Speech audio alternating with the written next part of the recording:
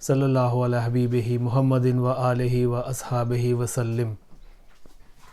السلام علیکم ورحمۃ اللہ وبرکاتہ۔ سیرت النبی کی ایک نئی ایپیسوڈ کے ساتھ حاضر خدمت ہے سید محسن شاہ، اور ابھی تک ہم نے جو سیکھا ہے اور جو پڑھا ہے اس میں ہم الحمدللہ دار ارقم میں جب نبی کریم صلی اللہ علیہ وآلہ وسلم اپنے صحابہ کرام کے ساتھ میٹنگز کرتے تھے اور چھپ کے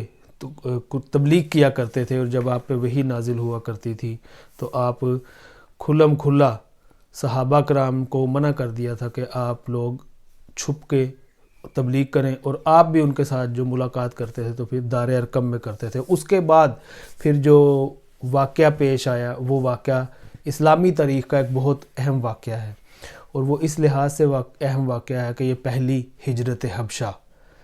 حبشہ کی طرف مسلمانوں نے پھر ہجرت کی، اور اس کا جو احوال ہے ہم آج جانیں گے۔ اور اس کے بعد پھر دوسری ہجرت حبشہ، پھر جو ہجرت کرتے وقت قریش نے،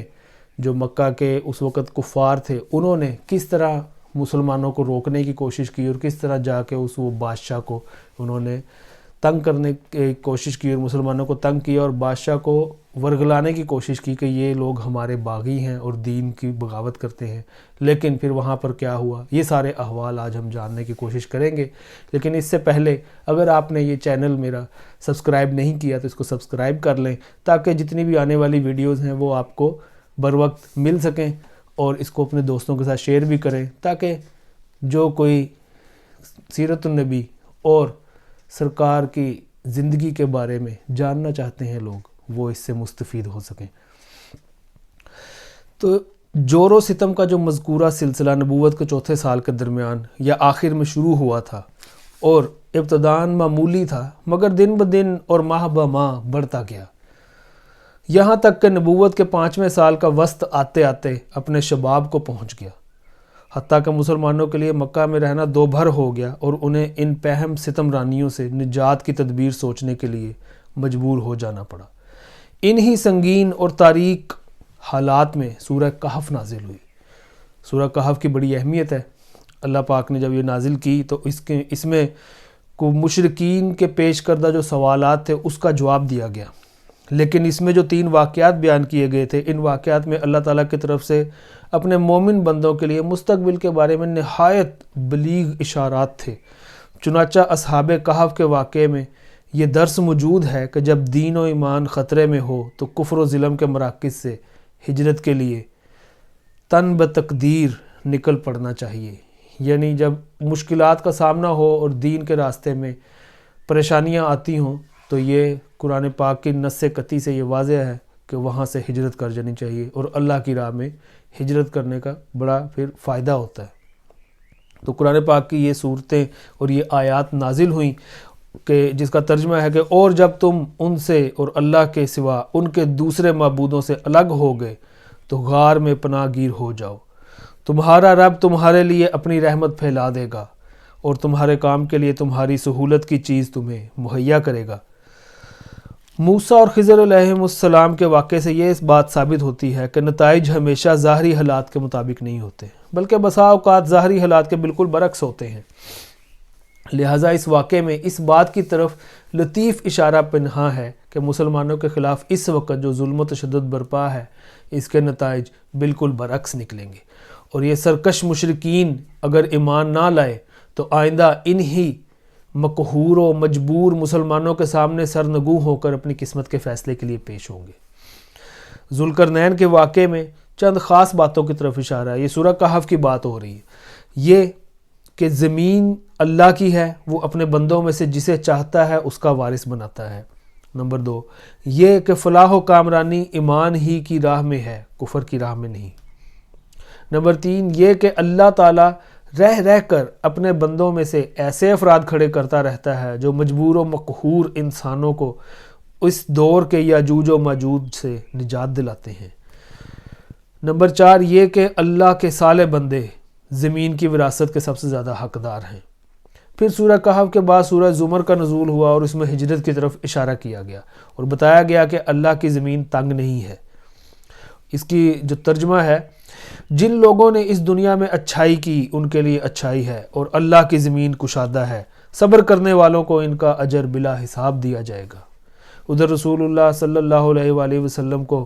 معلوم تھا کہ اسحمہ نجاشی شاہ حبش ایک عادل بادشاہ ہے۔ جو حبش کا جو بادشاہ تھا نجاشی، اس کا نام اسحمہ تھا، تو وہ نبی کریم صلی اللہ علیہ وآلہ وسلم کے علم میں تھا کہ وہ ایک عادل بادشاہ ہے اور وہ انصاف کرے گا، وہاں کسی پر ظلم نہیں ہوتا۔ اس لیے آپ نے مسلمانوں کو حکم دیا کہ فتنوں سے اپنے دین کی حفاظت کے لیے حبشہ ہجرت کر جائیں۔ اس کے بعد ایک طے شدہ پروگرام کے مطابق رجب 5 سن نبوی، یہ سن نبوی وہ سن ہوتے ہیں کہ جس میں جب نبوت کا اعلان کیا گیا تو اس وقت سے جو سال گنے جاتے ہیں اس کو سن نبوی کہتے ہیں، اور جو ہم مسلمانوں کا سال جو اب چلتے ہیں یہ ہجری سال، یہ وہ سال ہیں جو ہجرت جب کی مکہ سے مدینہ پاک میرے کریم آقا نے جب ہجرت کی، وہاں سے پھر یہ سال گننا شروع کیے تو وہ سن ہجری سے ہمارا جو کیلنڈر ہے وہ چلتا ہے۔ تو یہ سن نبوی ابھی چل رہا ہے۔ 5 سن نبوی میں صحابہ کرام کے پہلے گروہ نے حبشہ کی جانب ہجرت کی۔ اس گروہ میں 12 مرد اور 4 عورتیں تھیں۔ حضرت عثمان بن عفان، عثمان غنی ذو النورین رضی اللہ تعالیٰ عنہ ان کے امیر تھے، اور ان کے ہمراہ رسول اللہ صلی اللہ علیہ وآلہ وسلم کی صاحبزادی حضرت رقیہ بھی تھیں۔ رسول اللہ نے ان کے بارے میں فرمایا کہ حضرت ابراہیم اور حضرت لوط علیہ السلام کے بعد یہ پہلا گھرانہ ہے جس نے اللہ کی راہ میں ہجرت کی۔ یہ لوگ رات کی تاریکی میں چپکے سے نکل کر اپنی نئی منزل کی جانب روانہ ہوئے۔ رازداری کا مقصد یہ تھا کہ قریش کو اس کا علم نہ ہو سکے۔ رخ بحر احمر کی بندرگاہ شعیبہ کی جانب تھا۔ خوش قسمتی سے وہاں 2 تجارتی کشتیاں موجود تھیں جو انہیں اپنے دامن عافیت میں لے کر سمندر پار حبشہ چلی گئیں۔ قریش کو کسی قدر بعد میں ان کی روانگی کا علم ہو سکا، یعنی قریش کو بعد میں پتہ چلا کہ یہ جو 12 آدمی صحابہ کرام اور 4 عورتیں ان کے ساتھ یہ یہاں سے مکہ سے ہجرت کر کے حبشہ کی جانب جا چکے ہیں۔ تاہم انہوں نے پیچھا کیا اور ساحل تک پہنچے، لیکن صحابہ کرام آگے جا چکے تھے، اس لیے نامراد واپس آ گئے۔ ادھر مسلمانوں نے حبشہ پہنچ کر بڑے چین کا سانس لیا۔ اسی سال رمضان شریف میں یہ واقعہ پیش آیا کہ نبی صلی اللہ علیہ وآلہ وسلم ایک بار حرم تشریف لے گئے۔ وہاں قریش کا بہت بڑا مجمع تھا، ان کے سردار اور بڑے بڑے لوگ جمع تھے۔ آپ ایک دم اچانک کھڑے ہو کر سورہ نجم کی تلاوت شروع کر دی۔ ان کفار نے اس سے پہلے عموماً قرآن سنا انہوں نے، یہ جو وہاں پہ قریش تھے نا سردار، اس میں سے کچھ لوگوں نے تو سن رکھا تھا کہ قرآن شریف کی آیات، اور کچھ لوگوں نے بالکل وہ اس سے نہ آشنا تھے کہ یہ کیا ہے۔ تو جو انہوں نے عموماً قرآن سنا نہیں تھا، کیونکہ ان کا دائمی وتیرہ قرآن کے الفاظ میں یہ تھا، اللہ پاک نے جو آیات نازل کی وہ میرے کریم آقا نے اس وقت وہاں پہ تلاوت کی کہ اس قرآن کو مت سنو اور اس میں خلل ڈالو، ادم مچاؤ تاکہ تم غالب رہو۔ یہ وہ لوگ آپس میں باتیں کرتے تھے، تو اللہ تعالیٰ نے یہ آیات نازل کر دی کہ اے حبیب یہ اس طرح کی باتیں کرتے ہیں۔ لیکن جب نبی صلی اللہ علیہ وآلہ وسلم نے اچانک اس صورت کی تلاوت شروع کر دی اور ان کے کانوں میں ایک ناقابل بیان رعنائی اور دلکشی اور عظمت لیے ہوئے کلام الہی کی آواز پڑی تو انہیں کچھ ہوش نہ رہا، سب کے سب گوش بر آواز ہو گئے،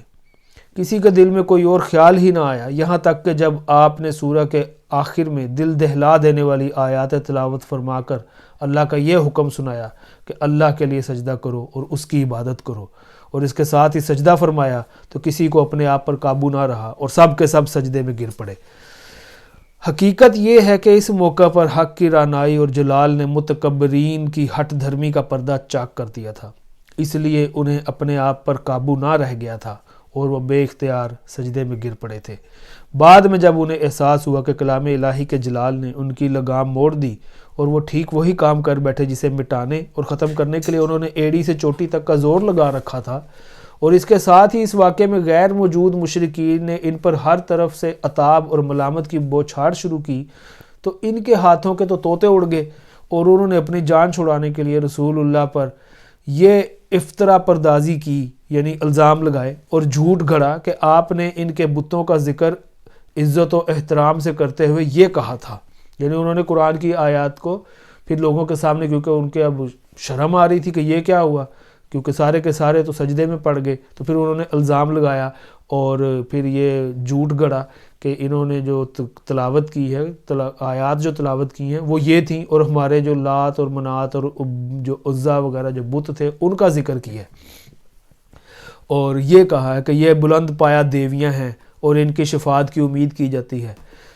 حالانکہ یہ سری جھوٹ تھا، جو محض اس لیے گھڑ لیا گیا تھا تاکہ نبی صلی اللہ علیہ وآلہ وسلم کے ساتھ سجدہ کرنے کی جو ان سے غلطی ہو گئی تھی اس کے لیے ایک معقول عذر پیش کیا جا سکے۔ اور ظاہر ہے کہ جو لوگ نبی پر ہمیشہ جھوٹ گھڑتے اور آپ کے خلاف ہمیشہ وسوسہ کاری اور افطرہ پردازی کرتے رہتے ہیں،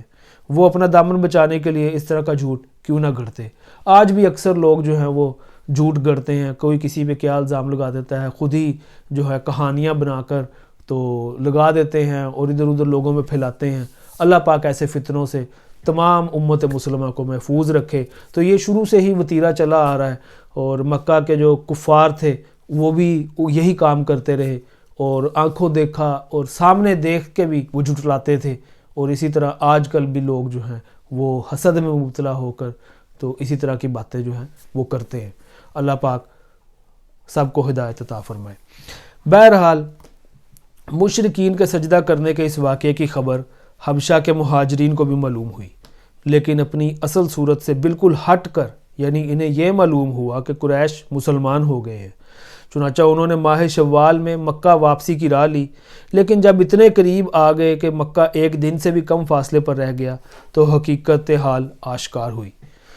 اس کے بعد کچھ لوگ تو سیدھے حبشہ پلٹ گئے اور کچھ لوگ چھپ چھپا کر یا قریش کے کسی آدمی کی پناہ لے کر مکہ میں داخل ہو گئے۔ یہ جو لوگ گئے تھے ہجرت کر کے وہ واپس آئے۔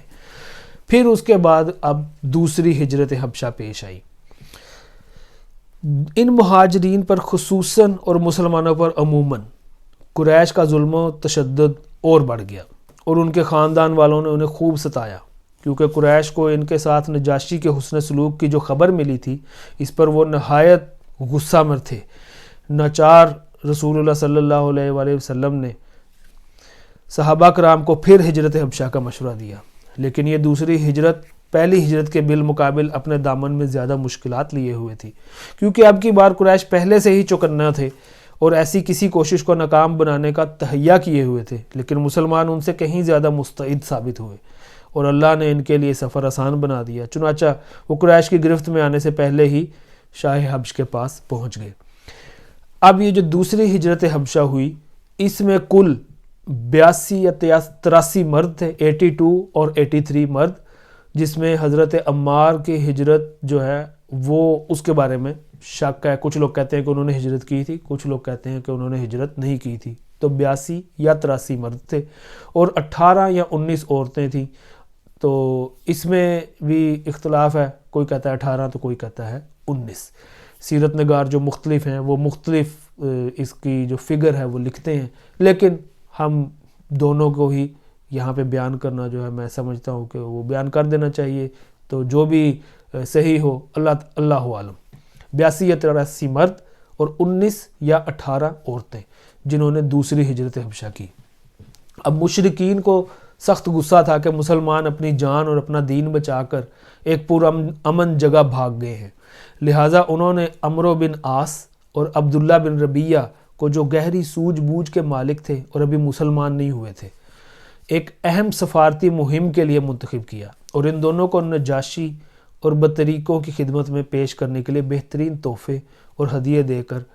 حبش روانہ کر دیا۔ ان دونوں نے پہلے حبش پہنچ کر بطریقوں کو تحائف پیش کیے۔ یہ بطریقے جو شاہ کے جو تھے، نجاشی جو تھا بادشاہ وہاں کا، اس کے جو آگے چمچے چیلے وغیرہ تھے ان کے بارے میں تھا کہ ان کو بھی تحائف پیش کیے۔ پھر انہیں اپنے دلائل سے آگاہ کیا جن کی بنیاد پر وہ مسلمانوں کو حبشہ سے نکلوانا چاہتے تھے، یعنی ایسے دلائل دینے کی کوشش کی ان کے سامنے کہ یہ مسلمانوں کے بارے میں غلط باتیں کی تاکہ ان کو وہاں سے نکلوا دیا جائے۔ جب بطریقوں نے اس بات سے اتفاق کر لیا کہ وہ نجاشی کو مسلمانوں کے نکال دینے کا مشورہ دیں گے تو یہ دونوں نجاشی کے حضور حاضر ہوئے اور تحفے تحائف پیش کر کے اپنا مدعا یوں عرض کیا کہ اے بادشاہ، آپ کے ملک میں ہمارے کچھ ناسمجھ نوجوان بھاگ آئے ہیں، انہوں نے اپنی قوم کا دین چھوڑ دیا ہے، لیکن آپ کے دین میں بھی داخل نہیں ہوئے ہیں، بلکہ ایک نیا دین ایجاد کیا ہے جسے نہ ہم جانتے ہیں نہ آپ۔ ہمیں آپ کی خدمت میں انہی کی بابت ان کے والدین، چچاؤں اور کنبے قبیلے کے مائدین نے بھیجا ہے۔ مقصد یہ ہے کہ آپ انہیں ان کے پاس واپس بھیج دیں، کیونکہ وہ لوگ ان پر کڑی نگاہ رکھتے ہیں اور ان کی خامی اور عتاب کے اسباب کو بہتر طور پر سمجھتے ہیں۔ جب یہ دونوں اپنا مدعا عرض کر چکے تو بطریقوں نے کہا کہ بادشاہ سلامت، یہ دونوں ٹھیک ہی کہہ رہے ہیں، آپ ان جوانوں کو ان دونوں کے حوالے کر دیں، یہ دونوں انہیں ان کی قوم اور ان کے ملک میں واپس پہنچا دیں گے۔ یعنی جو دونوں کون تھے؟ عمرو بن عاص اور عبداللہ بن ربیہ، ان دونوں نے بادشاہ کو جا کے یہ ساری باتیں کی، اور جو بادشاہ کے چمچے چیلے تھے ان کو انہوں نے پہلے ہی تحفے تحائف دے کے کنونس کر لیا تھا۔ انہوں نے بادشاہ کو کہا کہ یہ دونوں بالکل ٹھیک کہہ رہے ہیں، تو آپ ایسا کریں کہ وہ جو بندے جو 82-83 بندے یہاں پہ آئے ہیں ہجرت کر کے، آپ وہ بندے ان کے حوالے کر دیں تاکہ یہ ان کو واپس مکہ لے جائیں۔ لیکن نجاشی نے سوچا کہ اس قضیے کو گہرائی سے کھنگالنا اور اس کے تمام پہلوؤں کو سننا ضروری ہے۔ چنانچہ اس نے مسلمانوں کو بلایا۔ مسلمان یہ تہیہ کر کے اس کے دربار میں آئے کہ ہم سچ ہی بولیں گے خواہ نتیجہ کچھ بھی ہو۔ جب مسلمان آ گئے تو نجاشی نے پوچھا کہ یہ کون سا دین ہے جس کی بنیاد پر تم نے اپنی قوم سے علیحدگی اختیار کر لی ہے، لیکن میرے دین میں بھی داخل نہیں ہوئے ہو اور نہ ان ملتوں ہی میں سے کسی کے دین میں داخل ہوئے ہو۔ تو مسلمانوں کے ترجمان حضرت جعفر بن ابی طالب رضی اللہ تعالی عنہ نے کہا کہ اے بادشاہ، ہم ایسی قوم تھے جو جاہلیت میں مبتلا تھی، ہم بت پوجتے تھے، مردار کھاتے تھے، بدکاریاں کرتے تھے، قرابت داروں سے تعلق توڑتے تھے، ہمسایوں سے بدسلوکی کرتے تھے، اور ہم میں سے طاقتور کمزور کو کھا رہا تھا۔ ہم اسی حالت میں تھے کہ اللہ نے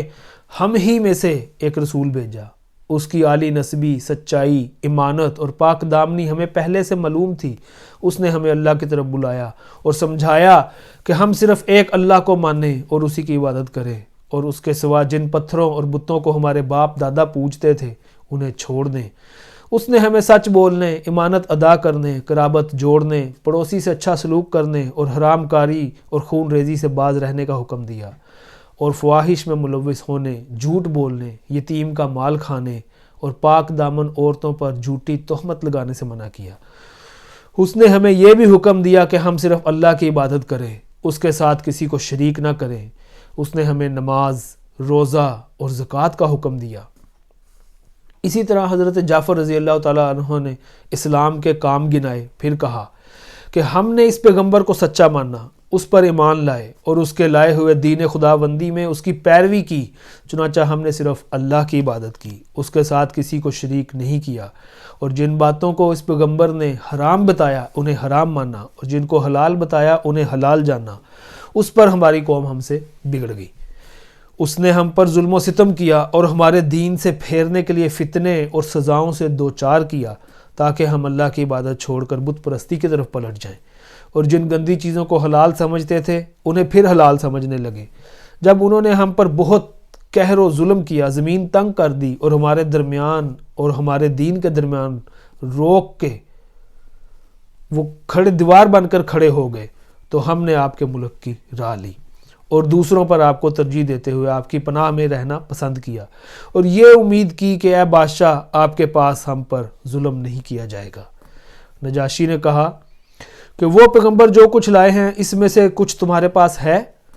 حضرت جعفر رضی اللہ تعالیٰ عنہ نے کہا ہاں۔ نجاشی نے کہا ذرا مجھے بھی پڑھ کے سناؤ۔ تو حضرت جعفر نے سورہ مریم کی ابتدائی آیات تلاوت فرمائی۔ نجاشی اس قدر رویا کہ اس کی داڑھی تر ہو گئی۔ نجاشی کے تمام اسقف بھی حضرت جعفر کی تلاوت سن کر اس قدر روئے کہ ان کے صحیفے تر ہو گئے۔ پھر نجاشی نے کہا کہ یہ کلام اور وہ کلام جو حضرت عیسیٰ علیہ السلام لے کر آئے تھے دونوں ایک ہی شمعدان سے نکلے ہوئے ہیں۔ اس کے بعد نجاشی نے عمرو بن عاص اور عبداللہ بن ربیہ کو مخاطب کر کے کہا کہ تم دونوں چلے جاؤ، میں ان لوگوں کو تمہارے حوالے نہیں کر سکتا اور نہ یہاں ان کے خلاف کوئی چال چلی جا سکتی ہے۔ اس حکم پر وہ دونوں وہاں سے نکل گئے، لیکن پھر عمرو بن عاص نے عبداللہ بن ربیہ سے کہا کہ خدا کی قسم کل ان کے متعلق ایسی بات لاؤں گا کہ ان کی ہریالی کی جڑ کاٹ کر رکھ دوں گا۔ عبداللہ بن ربیہ نے کہا نہیں، ایسا نہ کرنا، ان لوگوں نے اگرچہ ہمارے خلاف کیا ہے لیکن ہیں بہرحال ہمارے اپنے ہی کنبے قبیلے کے لوگ۔ مگر عمرو بن عاص اپنی رائے پر اڑے رہے۔ اگلا دن آیا تو عمرو بن عاص نے نجاشی سے کہا کہ اے بادشاہ، یہ لوگ عیسیٰ بن مریم کے بارے میں ایک بڑی بات کہتے ہیں۔ اس پر نجاشی نے مسلمانوں کو پھر بلایا۔ وہ پوچھنا چاہتا تھا کہ حضرت عیسیٰ علیہ السلام کے بارے میں مسلمان کیا کہتے ہیں۔ اس دفعہ مسلمانوں کو گھبراہٹ ہوئی، لیکن انہوں نے طے کیا کہ سچ ہی بولیں گے، نتیجہ خواہ جو کچھ بھی ہو۔ چنانچہ جب مسلمان نجاشی کے دربار میں حاضر ہوئے اور اس نے سوال کیا تو حضرت جعفر رضی اللہ تعالیٰ عنہ نے فرمایا کہ ہم عیسیٰ علیہ السلام کے بارے میں وہی بات کہتے ہیں جو ہمارے نبی صلی اللہ علیہ وآلہ وسلم نے ہمیں بتائی، یعنی حضرت عیسیٰ اللہ کے بندے، اس کے رسول، اس کی روح اور اس کا وہ کلمہ ہے جسے اللہ نے کنواری پاک دامن حضرت مریم علیہ السلام کی طرف القاء کیا تھا۔ اس پر نجاشی نے زمین سے ایک تنکا اٹھایا اور بولا، خدا کی قسم جو کچھ تم نے کہا ہے حضرت عیسیٰ علیہ السلام اس تنکے کے برابر بھی بڑھ کر نہ تھے۔ اس پر بطریقوں نے ہوں کی آواز لگائی۔ نجاشی نے کہا، اگرچہ تم ہوں کہو۔ اس کے بعد نجاشی نے مسلمانوں سے کہا،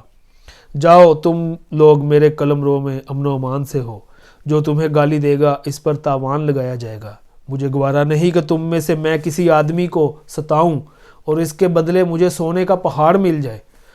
اس کے بعد اس نے اپنے حاشیہ نشینوں سے مخاطب ہو کر کہا کہ ان دونوں کو ان کے ہدیے واپس کر دو، مجھے ان کی کوئی ضرورت نہیں۔ جو گفٹ اس کو دیے گئے تھے وہ اس نے واپس کرا دیے۔ خدا کی قسم، اللہ تعالیٰ نے جب مجھے میرا ملک واپس کیا تھا تو مجھ سے کوئی رشوت نہیں لی تھی کہ میں اس کی راہ میں رشوت لوں، نیز اللہ نے میرے بارے میں لوگوں کی بات قبول نہ کی تھی کہ میں اللہ کے بارے میں لوگوں کی بات مانوں۔ حضرت ام سلمہ رضی اللہ تعالیٰ عنہا جنہوں نے اس واقعے کو بیان کیا ہے، کہتی ہیں کہ اس کے بعد وہ دونوں اپنے ہدیے اور تحفے لے کر بے آبرو ہو کر واپس چلے گئے اور ہم نجاشی کے پاس ایک اچھے ملک میں ایک اچھے پڑوسی کے زیر سایہ مقیم رہے۔